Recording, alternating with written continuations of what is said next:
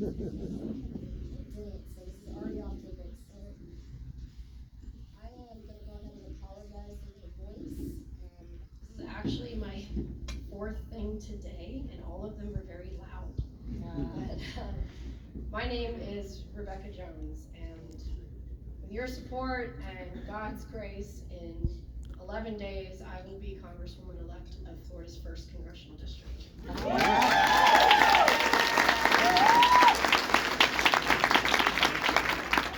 Thank you all for having me tonight for this 30th annual celebration of freedom. Freedom. How twisted and weaponized that word has become in America. 30 years ago, freedom of speech protected the written and spoken word. Since Citizens United, it protects billionaires, corporations, and super PACs who pollute our political discourse. 30 years ago, freedom meant sending our kids to school or to a movie theater or a park without being terrified that someone will shoot them and kill them. 30 years ago, women had the right to decide what they did with their bodies, and today they do not. The political pendulum swings from democracy to fascism with brazen resolve in Florida. Should we become too dispassionate, apathetic, disenfranchised, discouraged, or simply too tired to hold the line, we cede ground to those who capitalize on our absence. The forces eroding our freedom and democracy thrive on the chaotic and oppressive fight to just survive in a country where minimum wage is not even enough to afford rent. When families cannot afford to eat, the threat of climate change seems too far away in space and time to care. When we cannot afford to keep the lights on, we can't see the monsters waiting in the dark. And we face unprecedented perils on the road ahead. How many times have those words been spoken? From colonization to slavery, women's suffrage, the civil rights movement, all the wars, recessions, depressions, the never-ending fight to speak freely, love freely, and live freely. Our history spans no period of time without a perilous road ahead. But those of you here tonight have never wavered, and the legacy that we celebrate should serve as a reminder of the perilous times we've triumphed over before.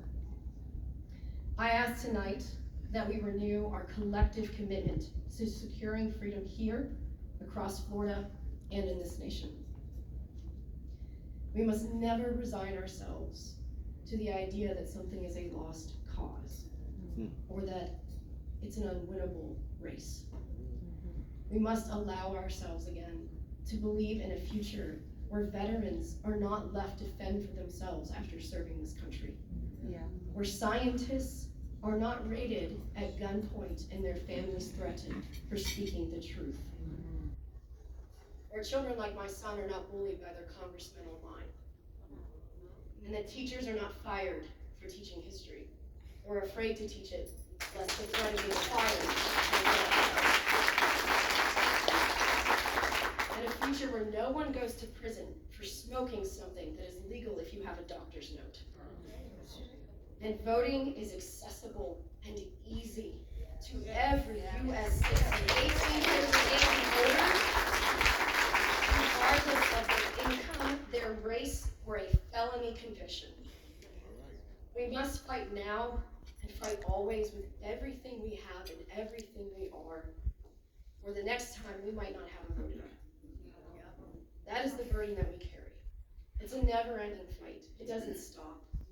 We look back and think we fought this, we won this. That's part of the problem. We thought we won it. We stopped fighting like it was always an inch away from being taken, and didn't realize that they had already grabbed it. Everything that defines what is good and moral about us in this area is being represented by people who don't care, who don't understand what it's like to not be able to afford your car bill and your rent in the same month. And it's the work of people like you who made it possible for a kid like me, who grew up in the 15th poorest county in this country, the second of 4 children to a mother who was 21 by the time she was there, who had no education, no opportunities, to get a full scholarship to a top 15 university, graduate cum laude, having my son midway through college, get a master's of science degree, and come to Florida to do my PhD.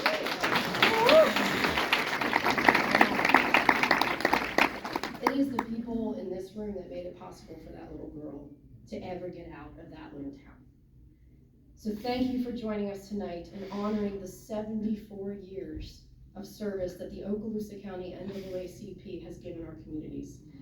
Let's continue to honor them by voting in this election. Thank you.